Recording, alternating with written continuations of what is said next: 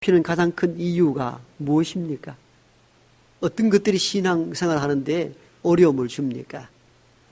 여러 가지 요인이 있겠습니다마는 신앙생활을 할 때에 우리로 견디기 어렵게 하는 것은 까닭 없이 당하는 고난들 때문입니다.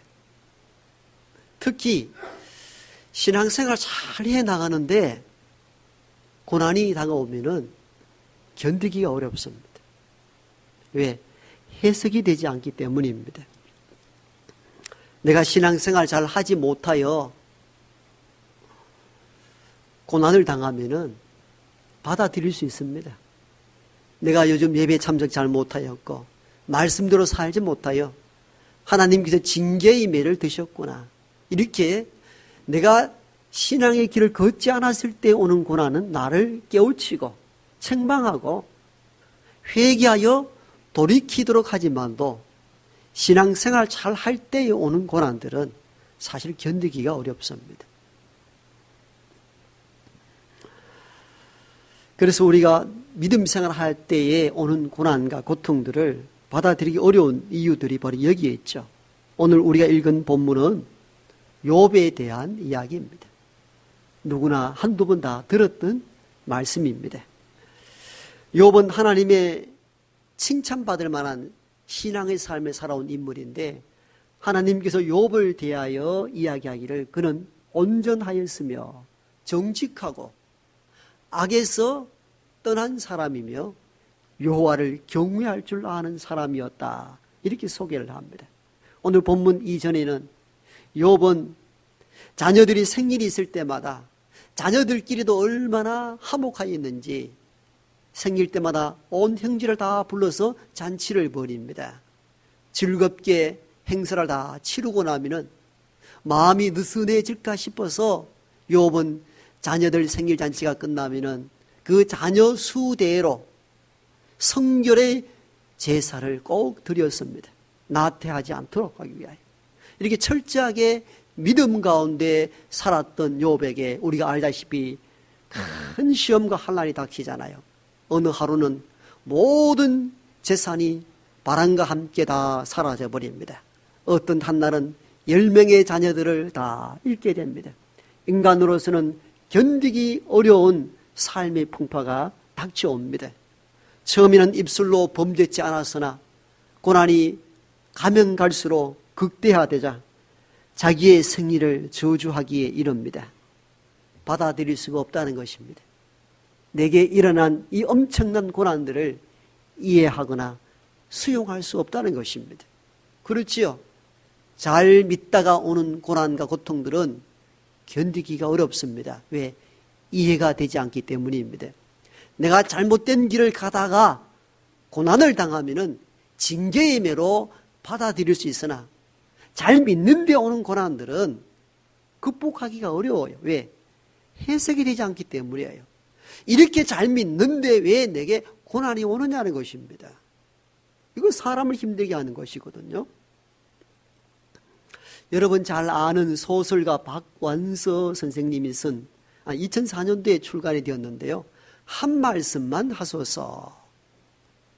이 책은 외아들, 잘 큰 아들, 대학 졸업하고 좋은 직장 다녔던 아들이 어느 날 사고로 죽게 됩니다. 여기에 대하여 이 고통, 아들을 잃어버린 이 아픔을 정말 피눈물 나는 마음으로 쓴 수필집이 한 말씀만 하소서. 이 책으로 출간된 것입니다. 그 책의 내용을 보면은 자녀를 잃어버린 아들을 먼저 보낸 어머니의 한숨과 고난들이 고스란히 담겨져 있습니다.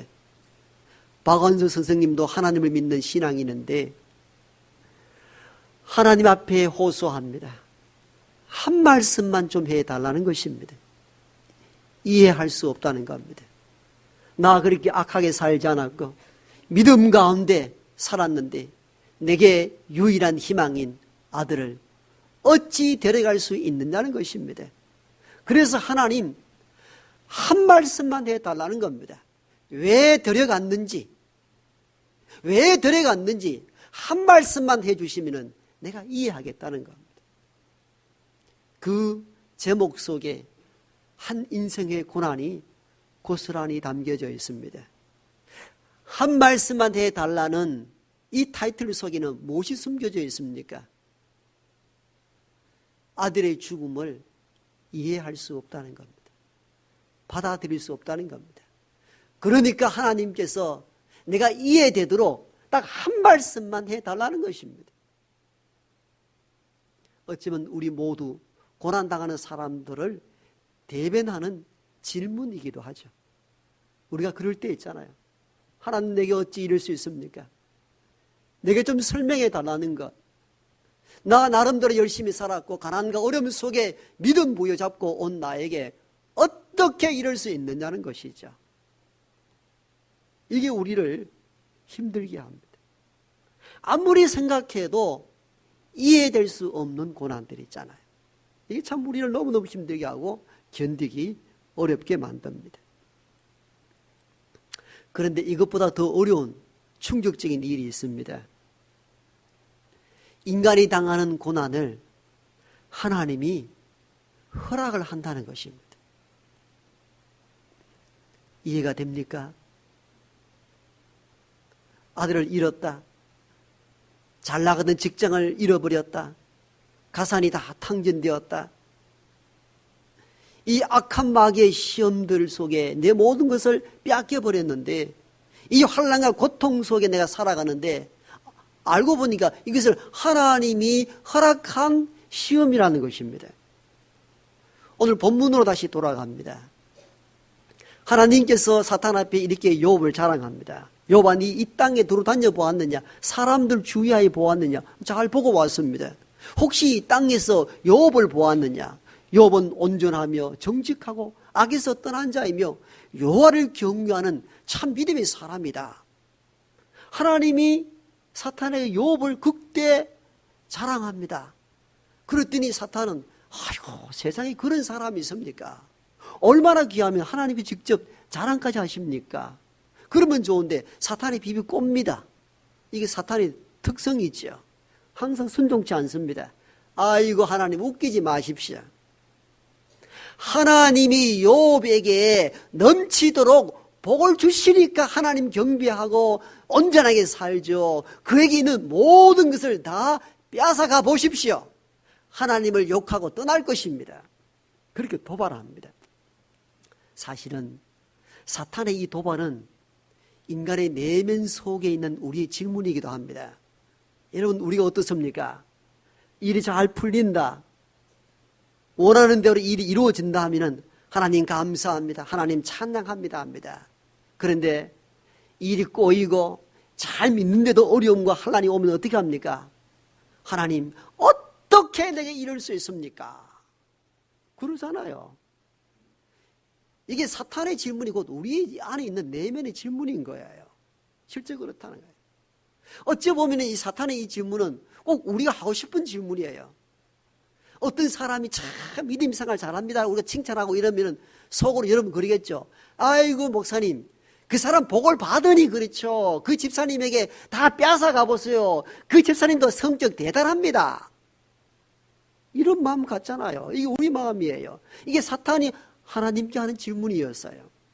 웃기지 마십시오. 하나님 욥이 정직하고 온전하며 악에서 떠났고 여호와를 경외하다고요? 복을 주니까 그렇게 하죠. 복을 빼앗아가 보세요. 대단한 인물입니다. 그 인물도 욕하고 비난하고 하나님께 떠나갈 것입니다. 그러자 하나님께서 그렇게 말씀합니다. 그래 그렇다면은 욥의 몸에는 손대지 말고 욥의 소유물은 사탄 너에게 맡기겠다. 욥의 소유물을 맡겼다는 것은 뭘 말합니까? 사탄의 시험을 허락한다는 메시지죠. 하나님의 허락 아래 사탄의 시험이 시작이 되었다는 것이 오늘 성경 본문이 우리들에게 정확하게 전달하는 메시지입니다. 욥의 고난은 하나님의 허락으로부터 출발했다는 겁니다. 그러니까 이게 우리가 이해하기가 쉽지 않다는 것이죠. 그럼 우리는 그 다음 질문을 해야 됩니다.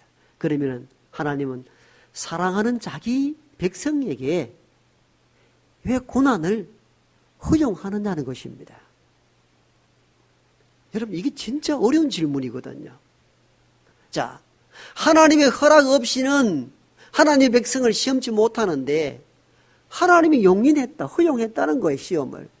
그럼 우리는 이렇게 질문해야 되죠. 하나님, 어떻게 그 잘 믿는 사람에게 환난과 풍파가 일어나도록 시험을 허용할 수 있느냐는 겁니다. 어떻게 그럴 수 있느냐는 것이죠. 사실 이게 더 충격적인 것이죠. 하나님의 허락 없이 사탄이 일방적으로 우리를 시험하고 환난을 주고 풍파를 겪게 한다면은 사탄이 원래 하는 일들이 인간을 괴롭히는 일들이니까 이해할 수는 있다는 겁니다. 고난은 힘들고 풍파 겪는 것은 어렵지만도 사탄이 하는 짓이 그 짓이니까 이해는 된다는 겁니다. 그런데 문제는 다른 데 있습니다. 사탄이 한 시험을 하나님이 허락을 했다는 것입니다. 그렇게 이게 이해가 안 된다는 겁니다. 어떻게 하나님의 사랑하는 백성들에게 고난을 당할 수 있도록 허용하는다는 것입니다. 막아주어야 하나님이 어떻게 시험을 허락하시느냐는 거예요. 이게 이해가 안 된다는 것입니다. 우리가 고난을 당할 때에 힘든 이유가 바로 여기에 있습니다. 다시 말씀드리면은 우리가 받는 고난도 힘들지만도 더 힘들게 하는 것이 뭔지 아세요? 이 고난이 하나님의 허락으로부터 출발됐다는 것. 이게 우리를 견디기 어렵게 만든다는 겁니다. 안 믿는 사람은 하나의 고난만 당합니다. 즉 실체적인 고난만 당합니다. 그런데 믿음의 사람은 이중의 고난 앞에 서 있습니다. 뭔지 아세요? 하나는 실체적인 고난이고 또 하나는 어떻게 하나님이 이 시험을 허락할 수 있느냐는 것입니다. 이게 해석이 안 되니까 괴로운 거죠. 괴로운 거예요. 이게 가슴에 얹혀 있는 거예요. 그러니까 아무리 신앙생활을 해도 이게 해석이 안 되니까 신앙생활 하는데 어려움이 있습니다. 여러분, 우리 몸도 그래요. 제가 소화가 잘 안 되거든요. 근데 집사람은 빼빼 마른 저를 좀 살 좀 찌어 보려고 좀 많이 잡수서 막 그래요. 소화가 돼야 많이 먹죠. 소화가 돼야 많이 먹죠. 소화가 안 되는데 뭐 아무리 줘봐도 먹을 수가 없는 거예요. 여러분, 신앙생활도 동일한 이치입니다. 우리가 겪는 고난에 대하여 소화가 안 되면은 아무리 좋은 말씀이 들어와도 쌓이지 못하는 거예요. 그래서 항상 영적으로 메말라 있는 거예요. 교회 와도 공허합니다. 직분을 받았기 때문에 오래된 전통을 인하여 교회에 신앙생활을 하지만도 은혜가 안 됩니다. 왠 줄 아세요? 내가 겪는 고난이 해석이 안 되는 거죠. 얹혀 있습니다. 영적으로 다 얹혀 소화가 안 돼요. 이게 해석이 확 돼야, 소화가 돼야 그 다음에 영적인 말씀들이 내 안에 소화가 돼서 영적 자양분이 돼서 건강한 영적 몸을 만드는데 소화가 안 되는 거죠. 어떤 소화? 내가 겪고 있는 고난에 대한 이해가 안 된다, 그 말이에요. 그럼 우리는 이중의 고통 속에 사는 거죠. 실체적인 고난과 하나님은 어떻게 내게 고난을 줄 수 있는가에 대한 이중의 고난 속에 고통을 당하고 있는 거예요. 너무 힘든 거죠. 여러분, 오늘도 그런 상황 속에 있지 않습니까? 실제적인 고난의 문제와 하나님은 어떻게 내게 잘 믿는 내게 이런 고난을 주시는가에 대한 고난에 대한 해석이 안 풀리는 거죠.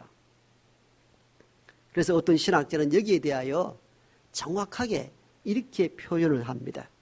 하나님께서 사탄의 시험을 몰랐다면은 하나님은 무능한 분이시며, 잘 들으십시오. 굉장히 중요한 메시지입니다. 그리고 하나님이 사탄의 시험을 알고도 허락을 했다면은 하나님도 악의적인 하나님이십니다. 다시 말씀을 드릴게요. 잘 들어보면은 핵심적인 문제를 찌르고 있는 거예요. 하나님이 사탄의 시험을 몰랐다면은 하나님은 무능한 분이시고, 알고도 허용을 했다면은 하나님도 악의적인 분이십니다. 이 말은 인간의 고난은 이쪽으로 해석하기에 어렵고 저쪽으로도 해석하는 데에 어려움이 오더라는 것입니다. 난해하다 그 말이에요. 그렇게 잘 풀리지 않는 것이죠. 생각해 보세요. 사탄의 시험을 막지 못했다면 하나님 무능한 분이시잖아요. 그렇잖아요. 알고도 묵인했다면은 하나님도 악의적인 하나님이라 이렇게 표현할 수 있다는 겁니다. 그렇기 때문에 박완서 선생이 한 말씀 좀 해보라니까요. 이 도발적인 질문이 가능하단 말이에요. 어떻게 잘 믿는 내게 이 고난을 주실 수 있느냐는 겁니다. 어떻게 허락하고 시험을 당할 수 있게 하느냐는 것입니다. 하물며 사랑하는 자식에게. 이게 굉장한 신학적인 딜레마예요. 이쪽으로 해석하기도 어렵고 저쪽으로 이해하기도 어려운 난해한 문제라는 것입니다. 그런데 하나님은 오늘 본문을 통하여서 왜 사랑하는 자기 백성에게 고난을 허용하시는지에 대한 작은 힌트를 주고 있습니다. 고난에 대한 해석들은 여러 가지가 있습니다. 그러나 오늘 욥기를 통하여서 주시는 메시지 한 단락만 오늘 소개하는 것입니다. 욥기를 통하여서 왜 사랑하는 백성들에게 고난을 허용하시는지에 대한 말씀들을 오늘 본문 중심으로 해석해 나갈 것입니다. 경청하십시오. 그 이유는 즉 사랑하는 내 자녀에게 고난을 허용하는 가장 큰 이유 중에 하나는 환난 중에도 여전히 하나님을 신뢰하는가 보고자 한 것입니다. 다시 말씀드립니다. 일상적인 복을 받는 가운데서도 하나님을 신뢰할 뿐만 아니라 내게 주어진 모든 복들이 다 사라지고 난 그 자리에서도 여전히 하나님에 대한 신앙을 잃어버리지 않았는가, 이것을 보고자 하나님은 시험을 허용하신다는 것입니다. 본문으로 다시 들어가면은 이 메시지가 확연하게 다가올 것입니다. 다시 말씀합니다. 하나님이 사탄에게 욥을 자랑합니다. 너 땅을 두루 다녀 보았느냐? 욥을 주의하여 보았느냐? 그는 온전하며 정직하고 악에서 떠난 자이며 여호와를 경외하는 사람이다. 하나님이 그를 칭찬합니다. 사탄이 도발적으로 질문합니다. 웃기지 마십시오, 하나님. 하나님이 욥에게 복을 주시니까 그가 하나님을 의지하고 믿지요. 그가 가진 모든 복들을 하나님 빼앗아가 보십시오. 하나님을 욕하고 떠날 것입니다. 그래? 그러면은 욥의 몸은 손대지 말되 욥의 소유물을 네가 알아서 하라. 허락을 합니다. 하나님께서 사탄의 도발에 욥의 소유물에 대하여서 허락한 배경이 무엇입니까? 욥은 내가 알기로는 가진 것 있을 때도 하나님을 찬양할 뿐만 아니라 사탄아 네가 그것을 다 빼앗아 간다 할지라도 욥의 신앙은 변함이 없을 것 같다. 그렇다면 시험해 보라는 것이죠. 여기서 시험이 허용된 출발점입니다. 왜 허용해 주었겠습니까? 다 잃어버리고 난 뒤에 환난과 풍파 속에서 하나님을 여전히 신뢰하는가, 그 믿음을 보시겠다는 겁니다. 여러분, 잘 믿는 저와 여러분에게 다가오는 시험과 환난의 허용은 바로 이러한 부분. 평탄하게 믿는 속에서도 하나님을 신뢰할 뿐만 아니라 모든 걸 다 잃어버리는 그 환난의 현장 가운데서도 여전히 나 하나님을 신뢰하는가, 이것을 보시겠다는 겁니다. 이건 매우 중요한 단서인 것이죠. 여러분, 친구들이 많죠? 그런데 참된 친구는 언제 드러납니까? 내가요 사업이 잘 됩니다. 돈도 잘 쓰고 밥도 잘 삽니다. 그럼 어떻습니까? 친구들이 많습니까? 적습니까? 많죠. 전혀 몰랐던, 저 친구가 내 학교 동창생이었던가 할 정도로 너무너무 몰랐던 이들도 야, 내 동기다, 니 나 모르나, 이렇게 해서 가까이 하려고 합니다. 왜? 돈도 잘 쓰고 저 사람 만나면은 뭔가 이익이 될 만한 있기 때문에 친구들이 많습니다. 잠언서에도 그게 나와 있어요. 부자에게는 친구가 많으나 가난한 자들에게는 친구가 없다. 그게 현세적이거든요. 친구 많습니다. 그런데 이 사람이 어느 날 사업에 부도가 났습니다. 차도 다 팔렸고 집도 다 경비로 넘어갔습니다. 쫄딱 망했습니다. 어떤 현상이 일어날까요? 그 많던 친구들 하나 둘 다 떠납니다. 외로워서 전화를 해보면 어떻습니까? 처음에는 받다가 나중에 전화 안 받습니다. 아, 네, 요즘 내 바쁘다. 나중에 전화하지. 끊어버립니다. 그리고는 남는 사람이 한두 명 남습니다. 누가 참된 친구입니까? 내 모든 걸 다 잃어버리고 거기에 밥 한 끼 사줄 수 없는 참혹한 가운데 있을 때에 옆에 남아주는 친구가 참된 친구죠. 그러므로 참된 친구는 언제 확정이 됩니까? 풍요롭고 잘 될 때가 아닙니다. 내가 모든 것을 다 잃어버렸을 때에 나와 아픔을 함께한 그 현장에 남아있는 친구가 참된 친구일 수가 있죠. 그때 참과 거짓이 드러나게 되는 것입니다. 하나님께서 사랑하는 자기 백성에게 왜 고난을 허용하시느냐고요? 어떻게 이럴 수 있느냐고요? 이유가 있습니다. 네가 하나님의 은혜와 복을 받았을 때에 나를 경외하는 그 믿음과 그 모든 것을 다 빼앗아가고 난 참혹한 가운데에서도 네가 여전히 나를 경외하느냐는 것입니다. 여러분, 이건 오늘 우리의 문제입니다. 지금 아무 문제 없이 평탄하게 은혜롭게 살 때는 하나님 비난할 이유가 없습니다. 오늘 또 하나님 은혜로 삽니다. 그렇게 고백하고 예배할 수 있습니다. 그런데 어느 날 이렇게 잘 믿는데도 불구하고 재산도 날아가고 자녀가 병들어 죽기도 하고 다치고 문제투성이로 산다면 여전히 그 자리에 지켜서 예배할 수 있느냐? 그건 아주 심각한 질문입니다. 많게는 하나님을 욕하고 비난하며 돌아설 수도 있습니다. 그때 참된 믿음과 거짓의 믿음이 드러날 것입니다. 하나님이 사랑하는 백성들에게 왜 이 일을 행하시는가를 깊이 묵상해 보기를 원합니다. 그래서 하나님은 환난 가운데서도 자기를 의지하고 믿는 믿음 있는 사람으로 살기를 원하십니다. 그래서 가끔은 내 사랑하는 자녀에게 환난과 시험을 허용하시기도 하시는 것입니다. 여러분, 좋은 부모는 자녀를 어떻게 양육합니까? 어린 아이가 넘어질 때마다 계속 이렇게 세울 것입니까? 아니면 넘어질 때에 벽 뒤에서 숨어서 그 아이가 툭툭 털고 일어나기까지를 기다리십니까? 좋은 부모는 아마 후자일 것입니다.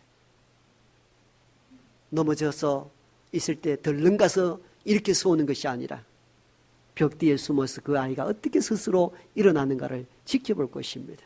그래야 걷고 그래야 달릴 수 있기 때문입니다. 이게 좋은 부모인 것이죠. 하나님께서 사랑하는 백성들이 넘어지고 자빠지는 것을 마음으로 기뻐하는 하나님이시겠습니까? 그럼에도 불구하고 시험과 환난에 대하여 허용하신 이유를 우리가 이해해야 합니다. 환난과 풍파 속에서도 견고히 하나님을 믿고 의지하는 믿음의 사람으로 자라기를 바라시기 때문입니다. 어떻게 항상 연약함 속에 보호막 속에 그렇게 자라는 신앙을 원하시겠습니까? 환난과 풍파 가운데서도 시험을 이겨나가고 그 속에서 하나님을 경외하는 신실한 믿음의 일꾼으로 세우고자 가끔은 우리에게 시험과 환난을 허용하시는 것입니다. 여러분, 참된 믿음의 사람을 보십시오. 다 환난과 풍파 속에 견디어온 사람들입니다. 이 사람들은 뿌리가 깊어 쉽게 넘어지지 않습니다. 하나님의 신뢰를 거두지 않습니다. 남들이 보면은 상상할 수 없는 고난 속에서도 자기 뿌리를 든든히 내리고 하나님에 대한 원망을 하지 않습니다. 찬양하고 경배합니다. 옛 소련 공산 체제 아래에 있었던 어떤 동유럽 국가에 있었던 일들입니다. 공산 정권 아래 몰래 숨어서 예배를 드리는 지하 비밀 예배 초소에 서른 비밀 경찰단들이 총을 들고 나타났습니다. 그리고는 외칩니다. 예수를 믿지 않겠다는 분들은 저 문으로 빨리 나가라고. 그랬더니 여기저기서 한 사람 두 사람씩 교회 문 밖으로 도망을 하기 시작합니다. 다시 따발총을 장전하여서 다시 한번 외칩니다. 마지막 경고입니다. 예수 믿지 않겠다는 분들은 이 예배 초소를 떠나십시오. 살고 싶어하는 분들이 하나 둘 다 떠나고 남은 사람이 10명도 채 되지 않는 사람 남았습니다. 그런 그들의 가슴을 향하여 여러분은 예수를 믿겠다고 남아있으니까 죽을 준비를 하라고. 그리고는 이 소련 비밀 경찰들이 마지막 이렇게 외칩니다. 여러분을 감시하려는 거짓 예배자들은 이 자리를 다 떠나갔습니다. 왜냐하면 비밀 예배 초소를 알기 위하여 공작원들이 가끔 몰래 예배자라고 위장하여 그 자리에 오는 이들도 있었기 때문에, 그래서 총을 들이대자 그런 비밀 공작원들이 자리에 다 떠난 거예요. 말을 이어갑니다. 여러분을 감시하고 여러분을 책잡기 위하여 온 거짓 예배자들은 다 떠나갔습니다. 그러므로 지금부터 편안하게 기쁨으로 예배하십시오라고 하고는 뒷문을 통하여 비밀 경찰단이 떠나갑니다. 남아있는 소수의 무리들이 예전에 맛보지 못했던 감격과 기쁨으로 예배를 드렸다고 합니다. 참된 예배자는 언제 확정이 됩니까? 환난과 풍파를 통하여 참된 예배자가 그때 드러나게 되는 것이죠. 그 전에는 누가 참된 예배자인지 거짓 예배자인지는 알 수가 없습니다. 시험을 통해서만이 참된 거짓 예배자가 구분이 되는 것입니다. 하나님께서 사랑하는 자기 백성에게 왜 시험을 허용하시느냐고요. 어떻게 이럴 수 있느냐고요. 시험을 통하여 참으로 하나님을 신뢰하는가 보시겠다는 것입니다.